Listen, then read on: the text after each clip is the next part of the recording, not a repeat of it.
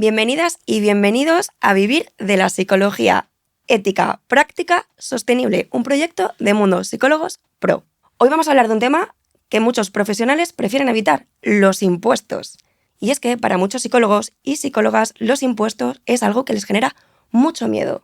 Miedo a que esté generando un impacto negativo en su consulta. Pero los impuestos no son un castigo, son parte de que tu consulta sea sostenible. Y hoy no te vamos a convertir en contable, sino que vamos a aclarar el mínimo imprescindible para que tu consulta sea sostenible, tu cabeza esté tranquila y tu negocio también. Y para ello nos acompaña Javier Quílez, asesor fiscal desde hace más de 25 años en el Col·legi Oficial de Psicólogos de Cataluña y asesor fiscal también del despacho AF Tax and Legal. Bienvenido, Javier. Muchas gracias, Esther. Gracias a Mundo Psicólogos Pro por invitarme a esta conversación sobre este tema tan interesante. Totalmente. Como son los impuestos, un tema, vaya, que seguramente todo el mundo está esperando a que salga esta información porque... Absolutamente. Creo que nos vas a ayudar a aclarar muchas cosas y nuestros oyentes van a estar muy agradecidos y gracias. Muy bien. Javier, muchos psicólogos sienten que la fiscalidad es un territorio bastante hostil, ¿no? Que hay un miedo a afrontar pues, toda la parte más burocrática de la profesión. ¿Por qué existe este bloqueo tan grande dentro de la profesión? Bueno, principalmente porque el mundo de los impuestos, el mundo fiscal, genera inseguridad. Es esa inseguridad. Más que miedo, yo te diría que es la inseguridad, ¿no? Entonces, es curioso, yo llevo, como has dicho bien, 25 años tratando con psicólogos y curiosamente, como muchos profesionales en su ámbito se mueven con una seguridad estupenda, son unos profesionales estupendos, pero cuando empezamos a hablar de esta terminología y estas normas y tal, pues les genera una inseguridad, les genera ansiedad, les genera estrés y ahí se retroalimentan porque van al psicólogo. Quiero decirte que es un tema cíclico. Totalmente. Me gusta esto que comentabas de que al final también es un tema de terminología, puede ser que haya un desconocimiento, evidentemente, como tú dices, de que es algo que no controlan, no es su profesión y no tienen por qué saber al 100%. Para eso hay personas como tú, Javier, pues que les ayuda a asesorar. ¿Qué consecuencias puede tener este miedo o justo esta inseguridad de la que hablas y qué impacto en su consulta y en su vida profesional? Bueno, efectivamente esa inseguridad que aprovecho a decir que también la tenemos los profesionales, es decir, este mundo no, es complicado, sí. Las normas las hace complicadas, vale. Y están mal definidas, etcétera, con lo cual, insisto, yo comparto esa inseguridad. ¿De acuerdo? Lo que pasa es que, bueno, quizás yo me muevo con menos inseguridad o te diré de otra manera, he aprendido a moverme con inseguridades, ¿vale? Que yo creo que al final es esto, te has de acostumbrar que estamos en un mundo inseguro desde todos los ámbitos, económicos, políticos, y con lo cual, pues hay que acostumbrarse a esto, ¿no? Entonces el psicólogo o psicóloga tiene que hacer ese ejercicio de manejarse con la inseguridad. A partir de aquí, bueno, lo que hay que hacer es intentar o formarte un mínimo, ¿no? Pues desde el Colegio de Psicología hacemos mucha formación, hacemos unos seminarios cada mes justamente para enseñar a los psicólogos a manejarse y a moverse por este mundo fiscal me refiero, y a partir de aquí, bueno, cuando uno, o por falta de tiempo, o porque tiene tantas inseguridades que así no puede vivir, etcétera, etcétera, y para no incurrir al final en sanciones, pues recurre a profesionales que le puedan ayudar, igual que yo intento no automedicarme y yo no intento gestionar mi estrés, sino que acudiré a un psicólogo, en su caso una psicóloga, pues yo entiendo que estos profesionales sí que creo que tienen que saber, tienen que tener unos mínimos, pero a partir de ahí, pues hay un colectivo de profesionales que les podemos ayudar. Totalmente. Al final creo que la idea más importante y el mensaje más importante que nos dejas es hay que buscar ayuda fuera, profesionales que nos puedan, que puedan ayudar a los psicólogos y psicólogas a dar ese orden y ese conocimiento que evidentemente ellos no tienen por qué saber porque, pues no es su profesión. Exacto. Javier, y hay una duda muy recurrente que suele pasar a los profesionales y es el tema del IVA, ¿no? Muchos profesionales pueden pensar que están exentos de este pago, ¿no? ¿Dónde está ese matiz? ¿Cómo pueden saber ellos si es así o no? Vale. Bueno, justamente el IVA es de los impuestos más complicados que tenemos. ¿De acuerdo? Existe una normativa europea, una normativa española, no sabemos nunca dónde están los límites. Los límites. Hay un articulado en la ley de IVA, hay un reglamento que pueden rozar los 500 artículos. Entonces, Wow. bueno, es complejo. complejo, ¿vale? Entonces, concretamente en el sector de la psicología, por un lado existe no una creencia, es porque hace años esto era así, ¿De que acuerdo? el hecho de ser psicólogo hacía que hubiera exención total a la hora del IVA. Exención total quiere decir que si yo en los honorarios de mi trabajo, pues yo cobro IVA, pues yo diré, oye, mira, mis honorarios son 100 euros más un 21%, total 121, ¿vale? Para mí son 100 y 21 los tengo que ingresar en Hacienda, ¿vale? Esto es la práctica general. Compras pan, tiene IVA, compras libros, tiene IVA, con diferentes tipos de IVA dependiendo de los productos. Entonces, en el mundo de la psicología, la ley de IVA, en su artículo 21 tercero de la ley 3792, que es la ley del IVA, no os preocupéis que no citaré muchas leyes, ¿eh? No, sí, os es que esta me sale superútil, me sale total. de carretilla, ¿sabes? Entonces, esta norma lo que me dice es que un profesional sanitario, ¿De acuerdo? un profesional sanitario estará exento de IVA siempre y cuando preste servicios de diagnóstico, prevención y tratamiento de enfermedades, De acuerdo. temas sanitarios.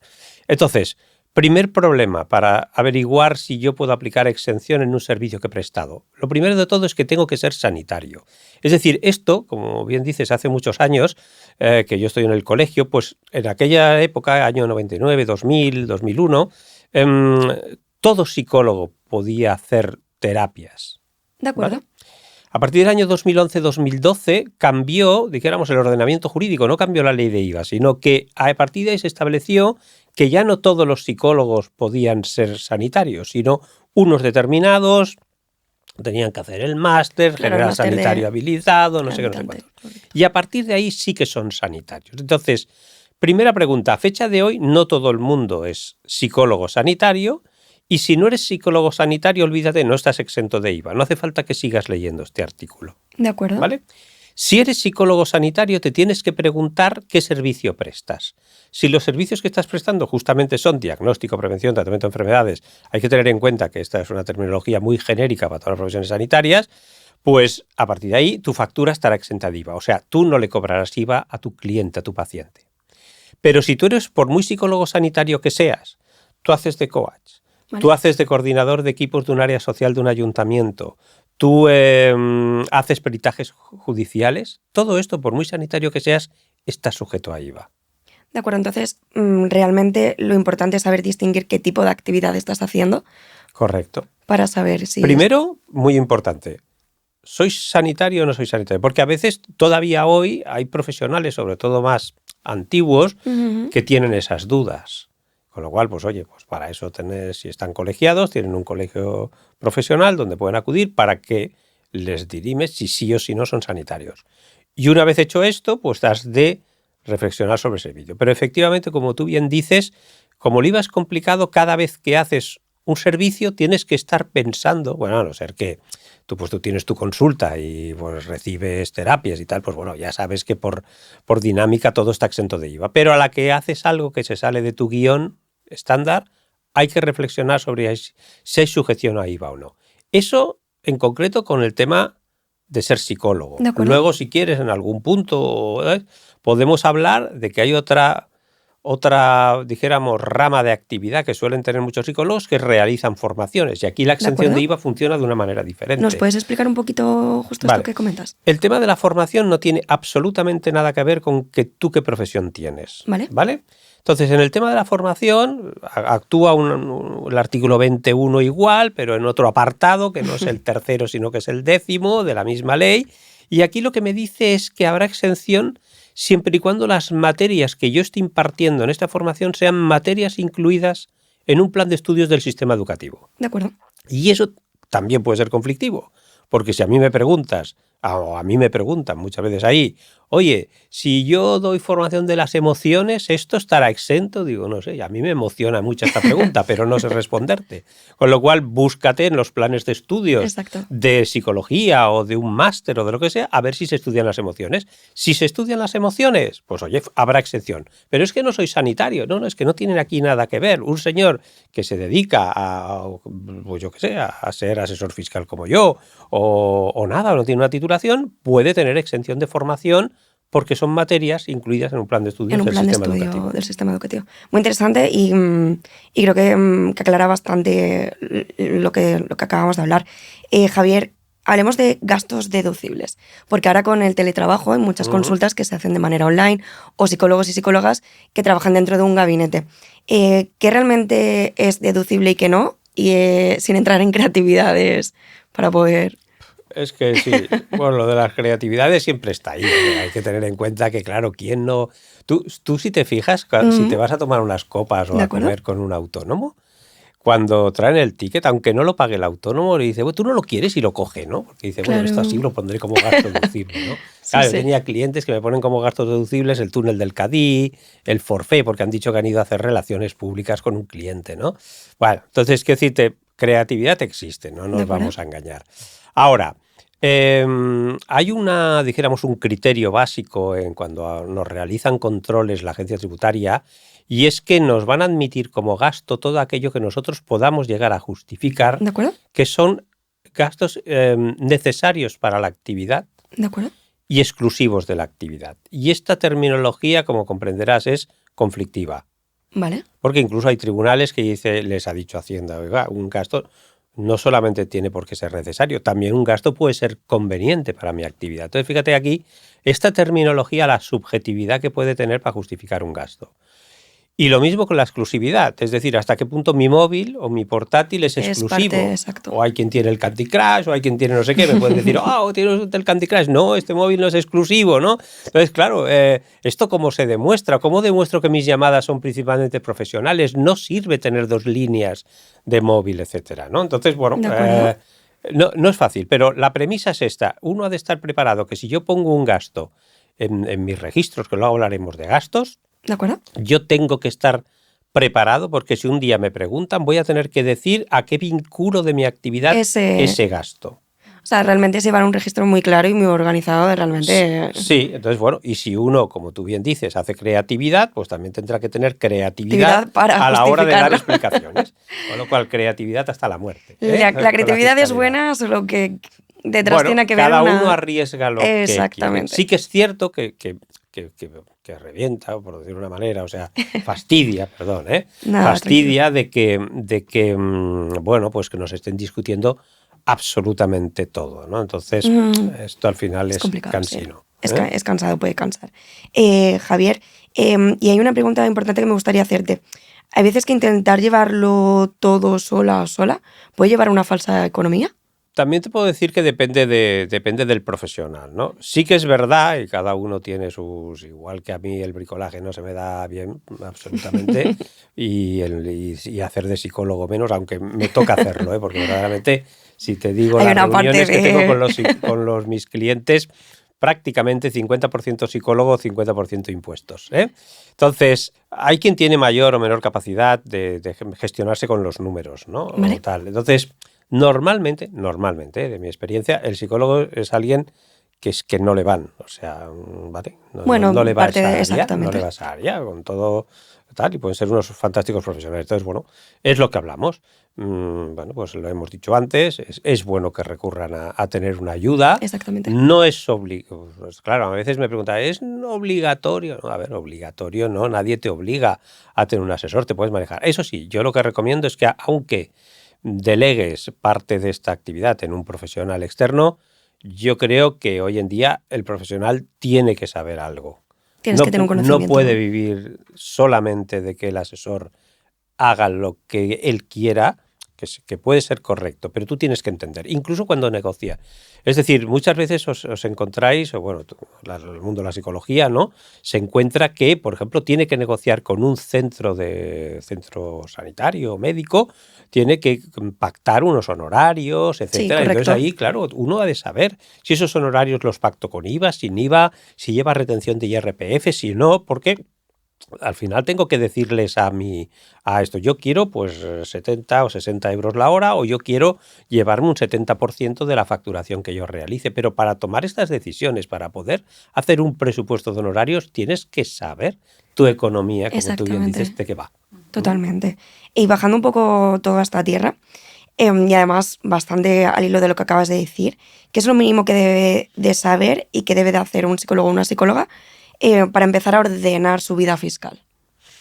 Mira, las obligaciones básicas formales, para entendernos, para llevar las cosas medianamente bien, es, en primer lugar, yo tengo que tener unos documentos. De acuerdo. Estos documentos tienen que ser facturas que yo he emitido a mis clientes, que aquí también comento porque la gente se cree que si el cliente no me pide factura no tengo por qué hacerla, pues que sepamos que tenemos un cliente muy importante que es la agencia tributaria, que me las puede pedir todas. Totalmente. ¿Vale? No una, no todas. Te las va a pedir. Hay que hacerlas. Total. Y luego que si yo quiero justificar gastos, la cuota del colegio profesional, la cuota de autónomos, el seguro de responsabilidad civil, el ordenador que me he comprado, etcétera, etcétera, etcétera. Todo esto también tengo que tener un documento que es la factura.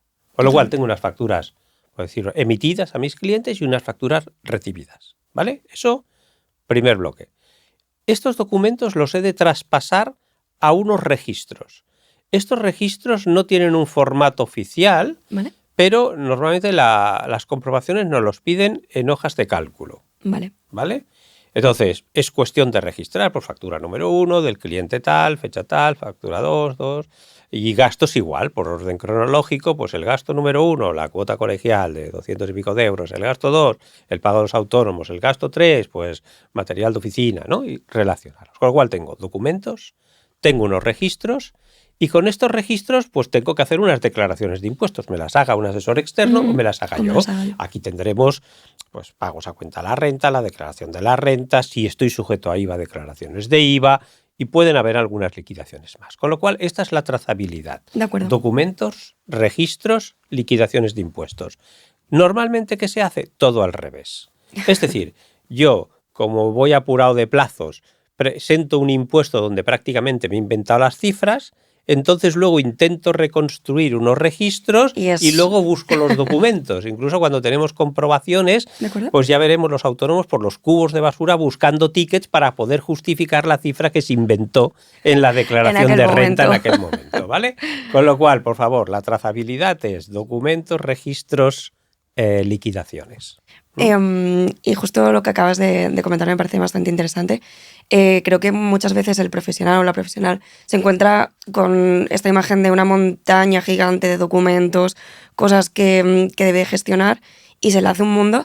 ¿Crees que la tecnología puede ayudar a ordenar todo esto y qué es necesario y cómo podemos hacer uso de ella? Sí, a ver, mira, la agencia tributaria es muy buena tecnológicamente, ¿vale? Entonces, tiene muy buenas herramientas y tal. Entonces, ya no quiere papel, ya no quiere que le presentemos documentación en papel.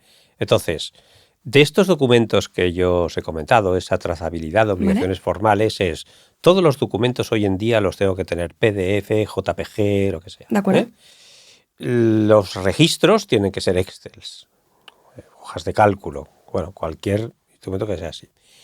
Y luego tengo una documentación de liquidaciones, que estos ya salen en PDF. Entonces, todo esto hay que conservarlo en este tipo porque cuando tenemos comprobaciones no quieren papel, quieren archivos. Quieren archivos digitales. ¿Vale? Con lo cual, primero, tenerlo todo en archivo. Segundo, sobre todo muy importante, copias de seguridad, nube, disco duro externo, porque ya sabemos que los ordenadores petan. Con lo cual, y a Hacienda no le puedes explicar ¿qué es que se me ha estropeado el ordenador? Absolutamente. Dice que se alegra en el alma. Que tú no le presentas estos gastos, te los quita de la declaración de la renta y a pagar sanciones, ¿vale? Con lo cual eso. 2. otro tema que sería ligado con lo que tú me has preguntado, a nivel tecnológico y tal, un tema que hoy no da tiempo de explicar, pero un día si queréis hacemos un monográfico sobre el sistema de facturación electrónico, el sistema de Verifactu y tal, que entrará en vigor en el 27. A ver, tenemos que ser conscientes que vivimos en una etapa tecnológica y en donde, pues claro, un buen programa de gestión de agenda, ¿de acuerdo?, de facturación, etcétera, ayuda mucho. Organiza todo en un mismo lugar. Un poco ligado a lo que tú preguntabas, ¿no? Entonces, yo creo que aquí el psicólogo es bastante reacio. ¿Vale? Le cuesta entrar en estos sistemas, lo ve como una cosa para la empresa ya más grande y ellos hacen 4 facturitas. No, aquí hay que entrar desde el primer día ahí. Además, porque en un futuro, en estas normativas que hablamos del Verifactu, factura electrónica, nos están empujando a ello, ¿no? Entonces, puede retrasar un año el no entrar en un sistema un poco informático, pero habría que hacer. Y cuando tu organización crece, que eso será motivo quizás de otra conversación, no tanto de impuestos, pues hay que entrar en programas informáticos de gestión, de facturación, etcétera. Y necesario porque al final, justo lo que tú dices, creo que ayuda a organizar y no creo que haya como que esperar mucho para entrar en esta tecnología. Al final estamos en un mundo cada vez más tecnológico. Mismo Hacienda, lo que tú dices. Los procesos han cambiado, cada vez se va actualizando más. Y creo que como profesionales también es necesario estar dentro de ese sistema tecnológico, porque además es que lo que yo creo que hace es que ayuda a que ese miedo y esa inseguridad de la que hablábamos al principio se convierta en una información concreta y tengamos una visión más completa de lo que realmente es el negocio. Sí, correcto. Pues me quedo con que la fiscalidad al final no es nuestra enemiga y los impuestos tampoco, solo tenemos que buscar las herramientas para poder... Hay que convivir. Exactamente con ellas. Javier, para finalizar, me gustaría preguntarte qué 3 acciones concretas podría hacer hoy alguno de nuestros oyentes para empezar a organizar su vida profesional en los impuestos. Bueno, aquí podría haber dos formatos, ¿no? Aquel profesional que va a iniciar la actividad tiene una gran oportunidad de empezar bien. Vale. Con lo cual, a empezar bien quiere decir primero asesorarse por un externo. ¿Asesoramiento? Sea a través nuestro, el Colegio de Psicología, sea con sus asesores personales, sea directamente con la agencia tributaria. La IA vamos a dejarla justita, ¿vale? Inteligencia artificial está muy bien, pero ojo, a veces también los mensajes al final termina diciendo en algunas consultas fiscales, consulte con su asesor fiscal. Digo, pues para eso empiezo consultando al asesor fiscal. Totalmente de acuerdo. Al final la IA es una herramienta que ha venido para quedarse, pero creo que es muy necesario tener criterio propio. Exacto. Que nos da información, pero nosotros tenemos que saber qué hacer con esa información. Tenemos 2. Tercera, Javier. Vale, tercera. Poner orden. ¿De acuerdo? Poner orden, ¿vale? Poner orden me refiero en lo que he comentado antes, de documentación, de trazabilidad de las acciones y los retos a realizar. Y yo te diría como tercera, por no decirte que casi primera, que trabaje en su inseguridad. Absolutamente. ¿Vale? Que trabaje en su inseguridad. Yo diría que quizás esta sería la primera de las 3. Trabaja tu inseguridad. ¿Cómo? Pues bueno, pues lo que hemos hecho, reforzándote con un profesional. Inteligencia artificial, oye, ha venido para quedarse, herramienta perfecta, pero esto es como cuando consultamos a Google. Si nosotros cogemos el primer enlace que nos sale, que es un chat entre no sé qué, no sé cuántos, pues allí se dice todo. Entonces, claro, al final hay que seleccionar, hay que tener un cierto criterio, tanto Exacto. con la inteligencia artificial como tal.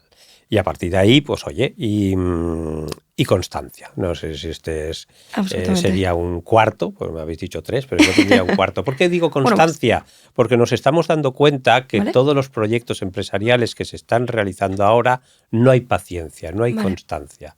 La gente quiere ganar dinero en el minuto 2. Y eso no puede ser.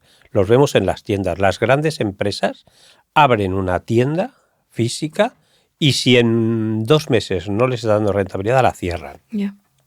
¿Vale? Entonces, el mundo de los psicólogos también. Está pasando que miran y dicen, uy, esto no me sale a cuenta. Digo, ya, pero es que puedes tardar un año en que esto no te salga a cuenta. Hay que asumir, es muy importante que se asuma que un negocio cuando se inicia, porque aquí estamos hablando de una empresa. Exacto. Pues esto normalmente se entran pérdidas durante cierto tiempo y esto no se asume. Importante tener toda esta información. Javier, me parece una conversación muy interesante, a la vez que bastante clarificadora, creo que puede aportar mucha información necesaria a nuestros profesionales. Me quedo con esta idea de que la tranquilidad y la seguridad también forman parte de este encuadre profesional, Javier. Nos escuchamos en el próximo episodio de Vivir de la Psicología, donde seguimos ordenando lo que nadie nos explicó sobre cómo sostener la profesión. Gracias por acompañarnos hoy.